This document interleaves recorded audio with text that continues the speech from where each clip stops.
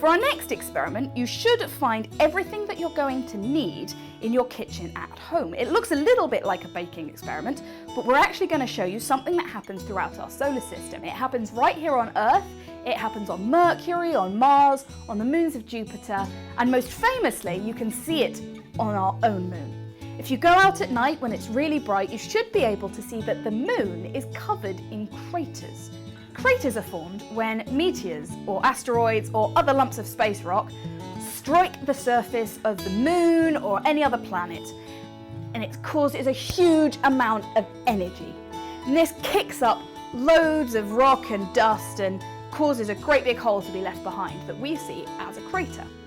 To see what exactly goes on when a meteor hits a surface, we're going to need to create a fake moon surface.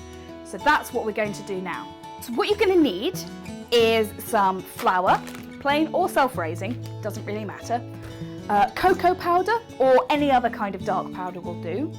You want some things that you can throw, and you want these to be a selection of different sizes and different weights. We've got some boiled sweets, a couple of rubbers and a nice juggling ball. And finally, you need a baking tray. It doesn't have to be a baking tray, or in this case a roasting tin. It can be anything that's big and a bit shallow, because you're going to need to put a nice layer of flour down in this. First, take your flour and pour it out so that it completely covers the tin to a depth of a few centimetres. This is going to represent our bedrock. Smooth it down so the surface is nice and flat.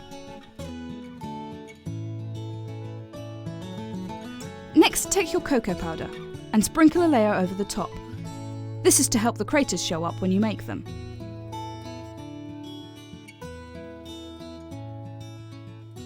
Once you've got that all nicely laid out, it's time to start making craters. Take one of your objects and then drop it onto the surface. Then, carefully remove the object so that you don't damage the crater you've just made.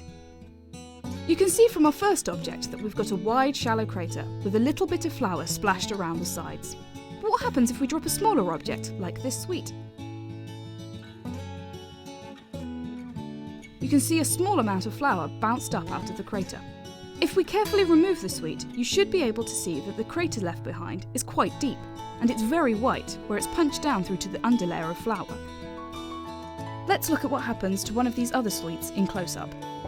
You can see it sprays up quite a lot of cocoa powder when it hits the surface, and it leaves behind a deep hole in the flour. But most meteorites don't hit straight on. They come in at an angle, like this.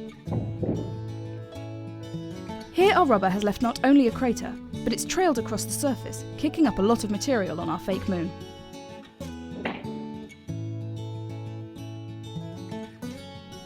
This time, our rubber meteor has created a big hole, and a lot of the flour has fallen back down on top of it.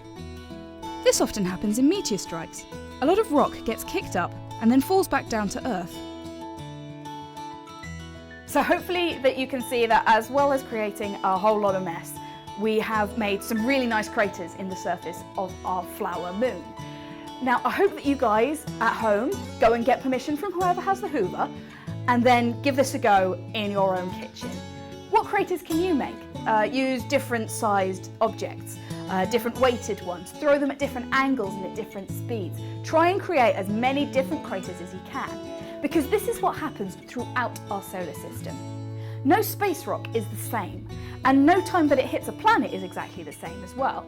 So every time we see a crater on our planet or on a different one or on the moon, we know a little bit of a story about that meteor strike that caused that crater.